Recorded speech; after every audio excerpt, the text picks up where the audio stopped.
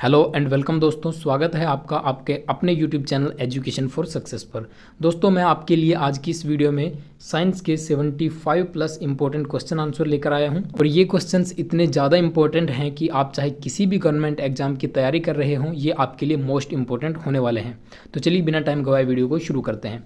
प्रश्न नंबर 1 है, हमारे शरीर का सामान्य तापमान कितना होता है? हमारे शरीर का जो सामान्य तापमान है वो 310 केल्विन होता है। ऑप्शन के अंदर अगर आपको केल्विन के अंदर टेम्परेचर दिया हुआ है तो 310 केल्विन राइट आंसर होगा। अगर फ़ारेनहाइट के अंदर आपको ऑप्शन देता है तो 98.6 डिग्री फ़ारेनहाइट इसका राइट आंसर होगा। ओके, क्योंकि ये 310 केल्विन के बराबर होता है। इसके अलावा अगर आपको सेल्सियस के अंदर दिया हुआ है तो लगभग 37 डिग्री सेल्सियस हमारे शरीर का सामान्य तापमान होता है। तो तीनों ही आंसर अपने सही होंगे, या तो 310 केल्विन या फिर 37 डिग्री सेल्सियस या फिर 98.6 डिग्री फ़ारेनहाइट। ये होता है हमारे शरीर का नॉर्मल टेम्परेचर। हवा में ध्वनि की गति कितनी होती है? वायु के अंदर ध्वनि की गति जो होती है वो होती है 331 मीटर पर सेकंड। तो ऑप्शन नंबर बी करेक्ट होगा, 331 मीटर पर सेकंड। आप जानते हैं ध्वनि जो है ये एक यांत्रिक तरंग है और इसे गति करने के लिए किसी न किसी माध्यम की आवश्यकता होती है। और यही वजह है कि चंद्रमा जहाँ पर कोई भी वायुमंडल नहीं है वहाँ पर अगर हम कितनी भी ज़ोर से बोलते हैं तो वहाँ पर हमें दूसरे बंदे की आवाज़ सुनाई नहीं देती, ठीक है, क्योंकि वहाँ पर ध्वनि के चलने के लिए कोई माध्यम ही नहीं है, वायुमंडल मौजूद नहीं है। इसी वजह से चंद्रमा पर बोलने पर हमें आवाज़ सुनाई नहीं देगी। तो ध्वनि एक यांत्रिक तरंग होती है, इसे चलने के लिए किसी न किसी माध्यम की आवश्यकता होती है गति करने के लिए।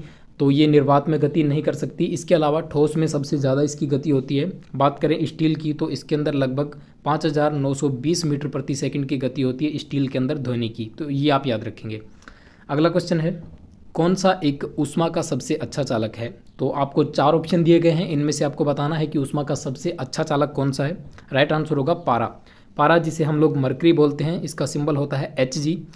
इसे आप लोगों ने देखा होगा कि डॉक्टरों के द्वारा जो उपकरण यूज किए जाते हैं आपके चेकअप वगैरह के लिए, ठीक है, उनमें भी मुख्य रूप से ये जो द्रव भरा होता है वो पारा ही होता है, क्योंकि ये ऊष्मा का बहुत अच्छा चालक है। एक वस्तु अधिकतम भार देती है। सो आपको बताना है कि एक वस्तु अधिकतम भार किस कंडीशन में देगी, यदि वो पानी में रखी है या फिर निर्वात में या फिर वायु के अंदर। तो इसका राइट आंसर होगा निर्वात के अंदर। निर्वात के अंदर कोई भी वस्तु अधिकतम भार देती है, क्योंकि पानी के अंदर जब हम किसी वस्तु को रखेंगे तो नीचे से, ठीक है, ये पानी है और ये इसके ऊपर वस्तु रखी हुई है, तो नीचे से पानी उस पर कुछ उत्प्लावन बल लगाता है जो कि उसके वजन को कम कर देता है। इसी तरह से वायु जो होती है उसके भी कुछ मॉलिक्यूल्स इस तरह से वायुमंडल में रहते हैं, तो वायु का प्रेशर लगने पर भी उसका वजन कुछ कम हो जाता है। लेकिन निर्वात अर्थात वैक्यूम, ठीक है, वैक्यूम, जहाँ पर वैक्यूम होगा वहाँ पर कोई भी बल अतिरिक्त कार्य नहीं कर रहा है, इसलिए जो वस्तु का वेट होगा वो मैक्सिमम होगा। ओके, आपको याद रखना है कि निर्वात और गुरुत्वाकर्षण ये अलग अलग चीज़ें हैं। आप ये मत समझ लेना कि जैसे कोई वस्तु अंतरिक्ष के अंदर होती है तो वो भारहीन हो जाती है, उसका वेट 0 हो जाता है, क्योंकि वहाँ पर W बराबर mg, ठीक है, ये भार क्या होता है W बराबर mg, तो वहाँ पर गुरुत्वीय त्वरण तो होता नहीं है, इस वजह से W बराबर mg, तो g मल्टीप्लाई होगा m से, तो वहाँ पर भार 0 हो जाता है। वो एक अलग कंडीशन है, ठीक है, जब हम अंतरिक्ष में होते हैं तब भार 0 होता है, लेकिन जब हम निर्वात में होते हैं, ठीक है, वहाँ पर गुरुत्वाकर्षण बल तो काम करता है, लेकिन उसके अलावा पूर्ण रूप से वैक्यूम जगह होती है, तो उस पर भार जो है वो मैक्सिमम होता है। अगला क्वेश्चन है, सौर विकिरण का मापन किया जाता है। सौर विकिरण का मापन पायरोमीटर नामक उपकरण द्वारा किया जाता है, ठीक है। दूर स्थित जो सूर्य है या फिर अन्य तारे हैं, अन्य ग्रह हैं, उनके टेम्परेचर को मापने के लिए जो उपकरण यूज में लिया जाता है वो है पायरोमीटर। कौन सा रंग अधिकतम ऊर्जा रखता है? आपने रंगों का पैटर्न, जो कि 7 रंगों का पैटर्न होता है विबग्योर, वो आपने पढ़ा होगा, VIBGYOR। ओके, वी क्या होता है? वायलेट, यानी कि बैंगनी। तो बैंगनी रंग की जो ऊर्जा होती है वो मैक्सिमम होती है, क्योंकि इसकी जो तरंग दैर्घ्य है वो सबसे कम होती है। इसी प्रकार से जब हम इस दिशा में बढ़ेंगे तो रेड कलर लास्ट में आता है, तो रेड कलर की ऊर्जा सबसे कम होगी और इसकी जो तरंग दैर्घ्य है वो सबसे ज़्यादा होगी। सबसे कम तरंग दैर्घ्य वाला रंग जो कि बैंगनी है, इसकी ऊर्जा मैक्सिमम होगी, और रेड कलर जिसकी तरंग दैर्घ्य सबसे अधिक है, इसकी ऊर्जा सबसे कम हो जाएगी। अगला क्वेश्चन है, लंबाई की सबसे छोटी इकाई क्या है? ऑप्शंस के अंदर देखो, लंबाई की सबसे छोटी इकाई होती है फर्मी मीटर, ठीक है, फर्मी मीटर, इसका मान होता है 10⁻⁻15 मीटर। ये लंबाई की सबसे छोटी इकाई होती है। अगला क्वेश्चन है, हीटर में किस धातु का तार बना होता है? मोस्ट इंपॉर्टेंट क्वेश्चन बनता है ये।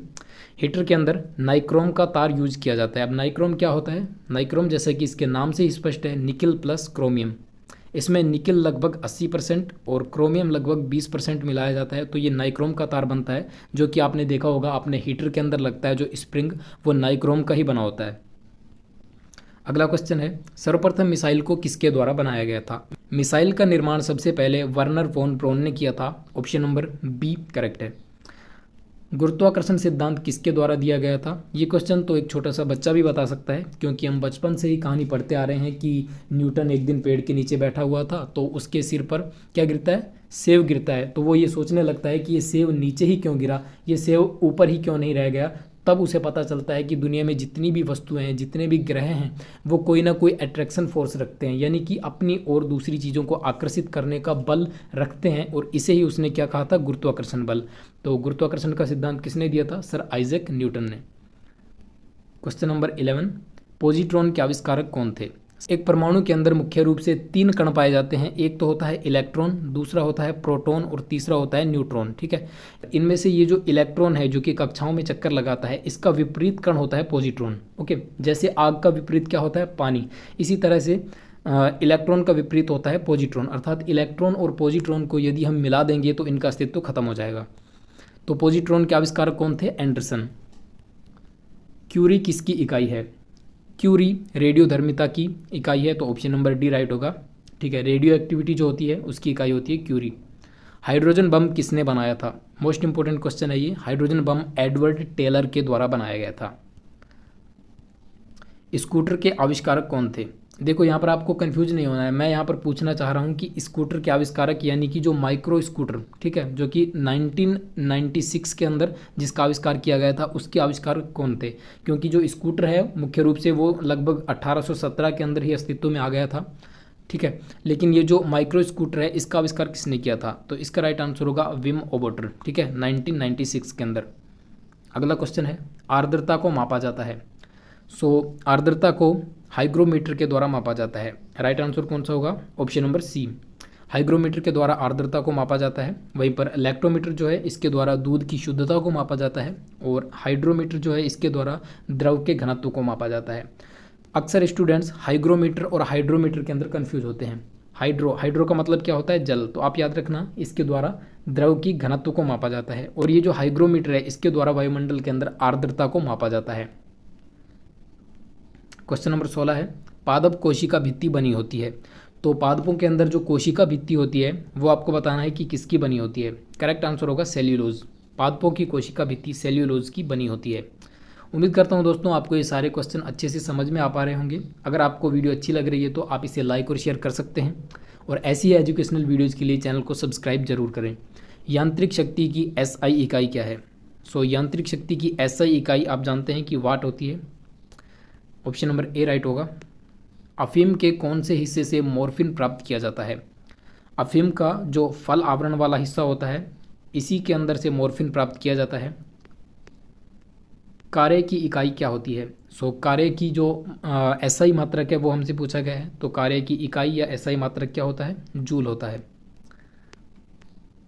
प्रेरकत्व यानी कि इंडक्टेंस का मात्रक क्या होता है? तो प्रेरकत्व या इंडक्टेंस का मात्रक होता है हेनरी, क्योंकि इसे वैज्ञानिक हेनरी द्वारा खोजा गया था।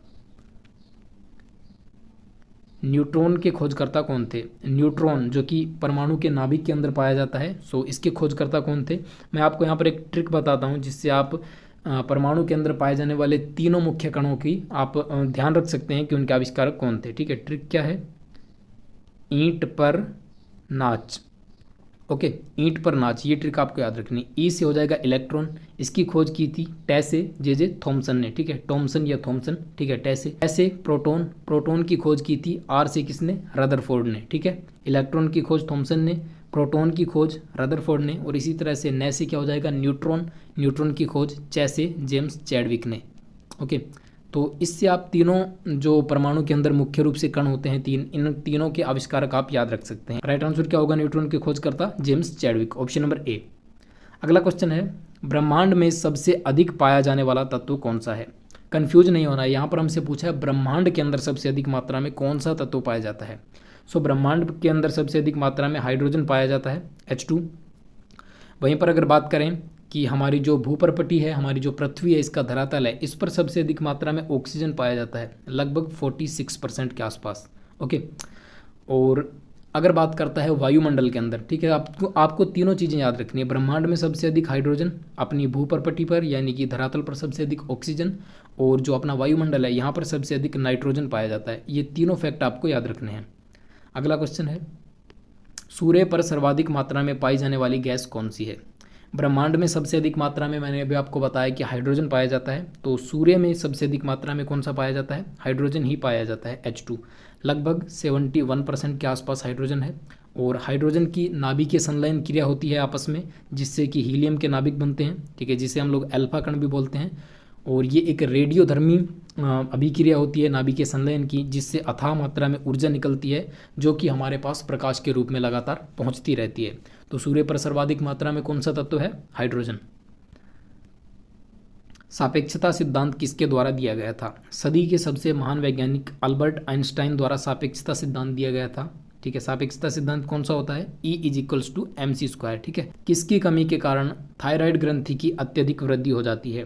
थायराइड ग्रंथि जो कि हमारे गले के अंदर पाई जाती है, आयोडीन की कमी हो जाने से थायराइड ग्रंथि की वृद्धि हो जाती है और गला सूजकर मोटा हो जाता है, जिसे गलगंड या घेंगा रोग के नाम से जाना जाता है। दरअसल पहले जो नमक खाया जाता था उनमें आयोडीन बहुत कम हुआ करता था, जिस वजह से अधिकतर लोगों को ये समस्या होती थी। लेकिन आजकल जो नमक आता है, ठीक है, टाटा वगैरह का जो नमक आता है या फिर कोई भी आप नमक यूज करते हो, उसके अंदर आयोडीन पाया जाता है, तो आजकल ये बीमारी लोगों को नहीं होती है। अगला क्वेश्चन है, साइटोलॉजी संबंधित है। साइटोलॉजी विज्ञान की एक शाखा है और ये कोशिका के अध्ययन से संबंधित है। अगला क्वेश्चन, एथलीट फुट रोग का कारण है। एथलीट फुट रोग के अंदर जो रोगी होता है, इसका पांव फूल कर काफ़ी भारी हो जाता है और ये होता है कवक के कारण। ऑप्शन नंबर ए राइट होगा। क्वेश्चन नंबर 28, विटामिन ए मानव शरीर के किस अंग में संग्रहित होता है? विटामिन ए जो है ये मानव शरीर के लीवर के अंदर संग्रहित किया जाता है। Option number C right answer है। विकास के सिद्धांत का जनक किसे कहा जाता है? विकास का सिद्धांत जो कि चार्ल्स डार्विन द्वारा दिया गया था। Option number B correct. Next question, दुनिया का सबसे लंबा पौधा कौन सा है? दुनिया का सबसे लंबा पौधा है eucalyptus. Option number C is correct answer. Next question है, निम्नलिखित में से कौन सा एक पुरुष जनन हार्मोन है? आपको बताना है कि इनमें से पुरुष जनन हार्मोन कौन सा है। पुरुष जनन हार्मोन कौन सा होता है? टेस्टोस्टेरोन। और महिला वाला एस्ट्रोजन। नेक्स्ट क्वेश्चन है, विटामिन ए का वैज्ञानिक नाम क्या है? विटामिन ए जिसका वैज्ञानिक नाम होता है रेटिनॉल। ओके, इसके लिए मैंने चैनल पर एक अलग से वीडियो डाला हुआ है, जिसमें मैंने सभी विटामिन के रासायनिक नामों को याद करने की ट्रिक भी बताई है। वो आप चैनल पर जाकर देख सकते हैं। अदरवाइज मैं उसका लिंक आपको या तो आई बटन पर या फिर नीचे डिस्क्रिप्शन में भी दे दूंगा। अगला क्वेश्चन है, जीवाणु के खोजकर्ता कौन थे?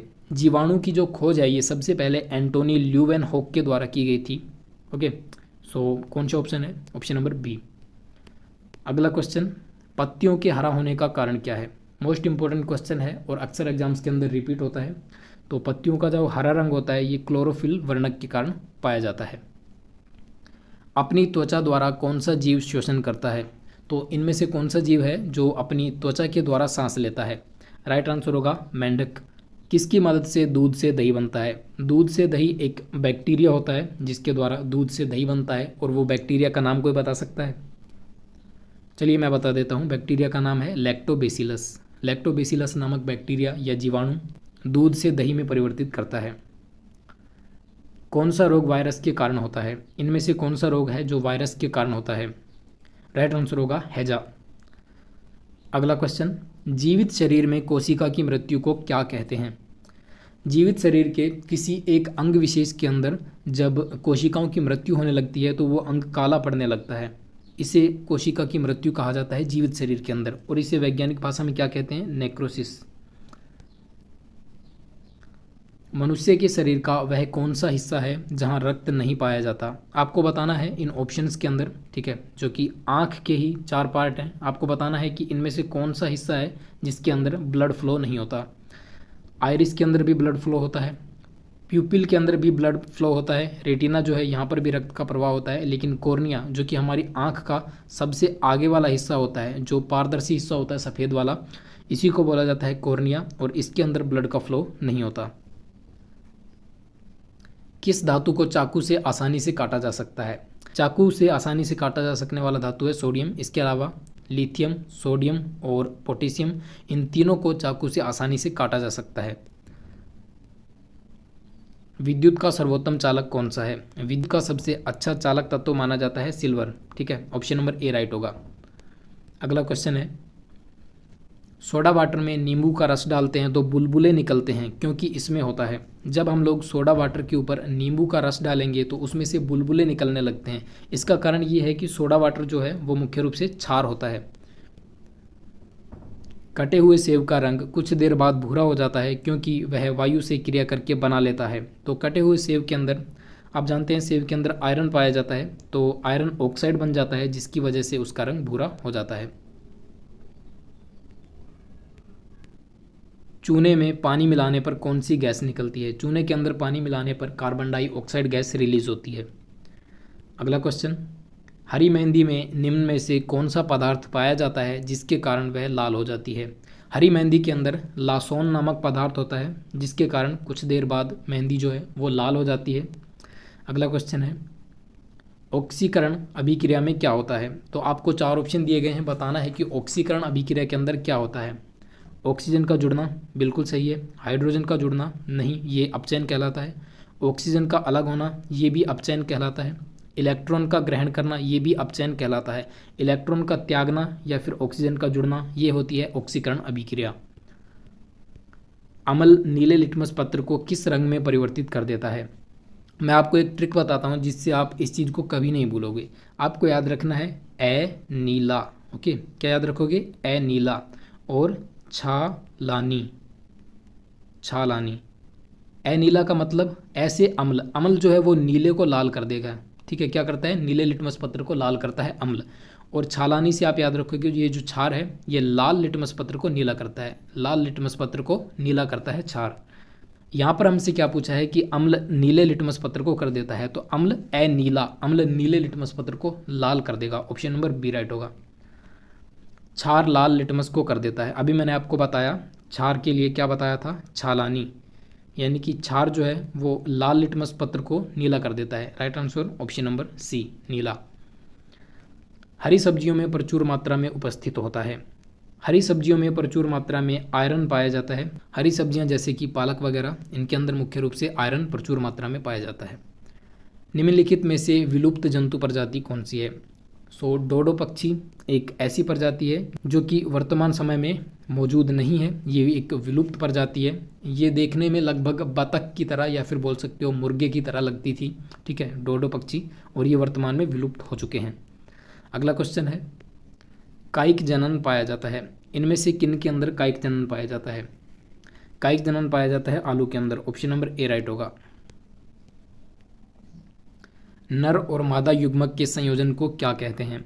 जब नर युग्मक का शुक्राणु और मादा युग्मक का जो अंडाणु है ये आपस में संयोग कर लेते हैं तो इस क्रिया को निषेचन कहा जाता है। Option number B correct answer है, निषेचन। एक लिंगी पुष्प है, निम्न में से एक लिंगी पुष्प कौन सा है?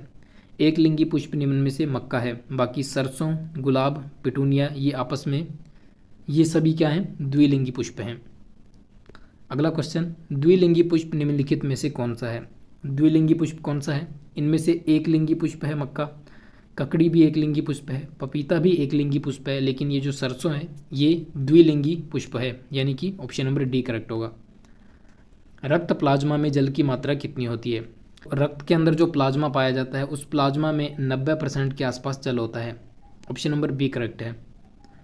वयस्क व्यक्ति का हृदय 1 मिनट में कितनी बार धड़कता है? वयस्क व्यक्ति का मतलब है जो व्यक्ति लगभग 16 या 17 साल की उम्र को पार कर चुका है, उस व्यक्ति का हृदय 1 मिनट में कितनी बार धड़कता है?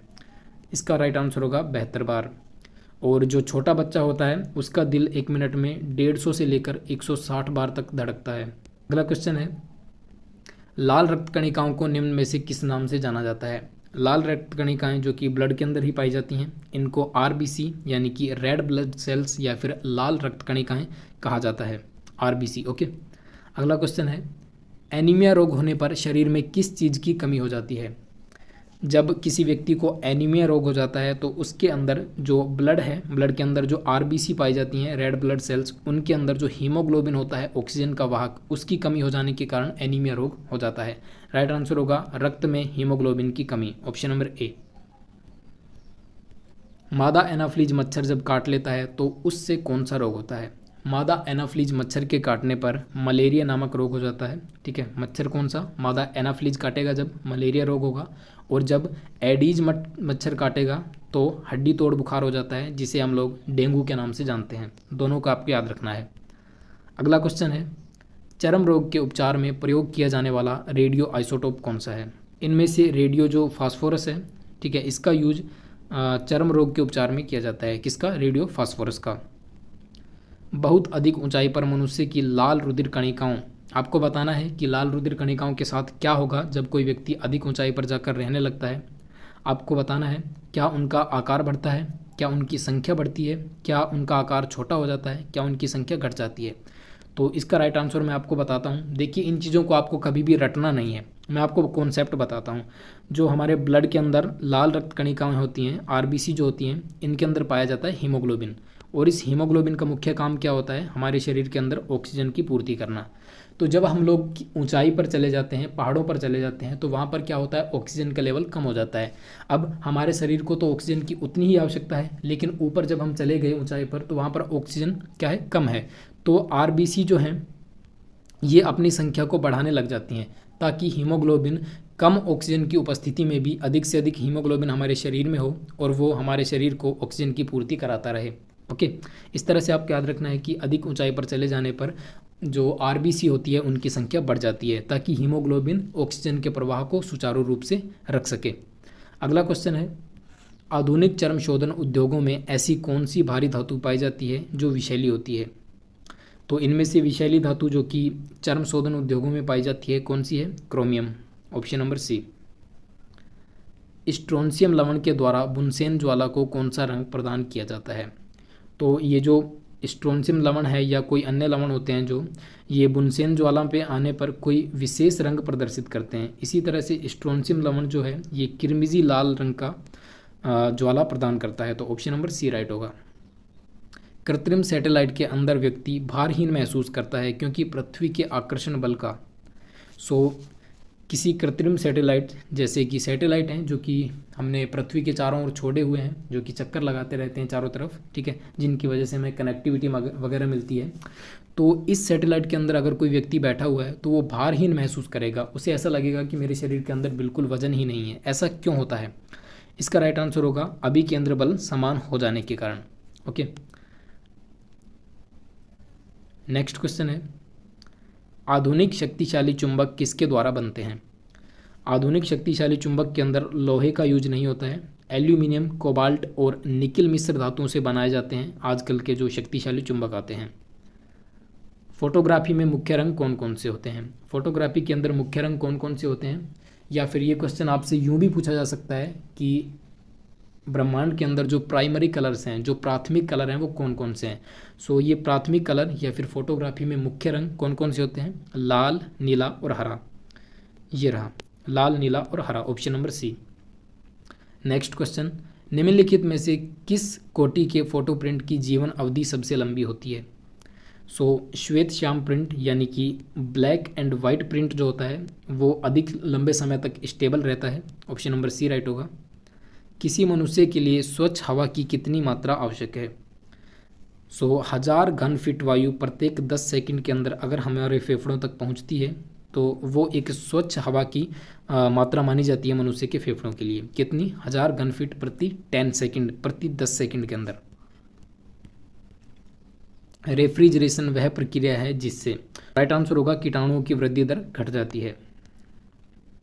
क्वेश्चन नंबर 71, एशिया की विशालतम प्रवर्ती दूरबीन कहाँ पर है? इसका राइट आंसर होगा कवालूर के अंदर स्थित है।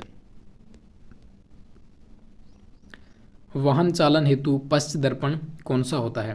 तो आप बाइक वगैरह चलाते हैं, जैसे बाइक है या फिर कोई और गाड़ी है, तो उसके अंदर जो पीछे का व्यू देखने के लिए जो साइड में मिरर लगा होता है, साइड में जो शीशा लगा होता है, वो मुख्य रूप से कौन सा होता है? उत्तल दर्पण होता है। उसके अंदर चीज़ें छोटे रूप में लेकिन सटीक दूरी पर दिखाई देती हैं। अगला क्वेश्चन है, होलोग्राम किसे कहते हैं? एक त्रिविमीय छवि के पुनरुत्पादन के लिए फोटोग्राफिक रिकॉर्ड, ठीक है, फोटोग्राफिक रिकॉर्ड पहले से मौजूद होता है और उसको एक 3D आकृति के अंदर दोबारा से प्रेजेंट किया जाता है, जिसे हम लोग क्या बोलते हैं? होलोग्राम बोलते हैं। और होलोग्राम के अंदर ऐसा लगता है कि वास्तव में व्यक्ति हमारे सामने खड़ा है।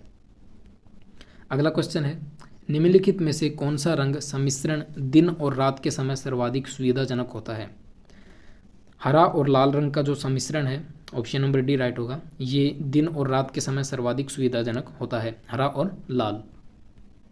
निम्नलिखित में से कौन सा द्रव सर्वाधिक घनी या विस्कासी होता है? आपको बताना है कि ये जो ऑप्शन दिए गए हैं इनमें से कौन सा जो द्रव है इनमें से सबसे ज़्यादा कॉन्सेंट्रेट या सबसे ज़्यादा सघन कौन सा है। ठीक है, राइट आंसर होगा तेल, क्योंकि दूध भी पतला होता है, पानी भी पतला होता है और पेट्रोल भी पतला होता है, लेकिन तेल जो है ये गाढ़ा होता है, ज़्यादा विस्कासी होता है।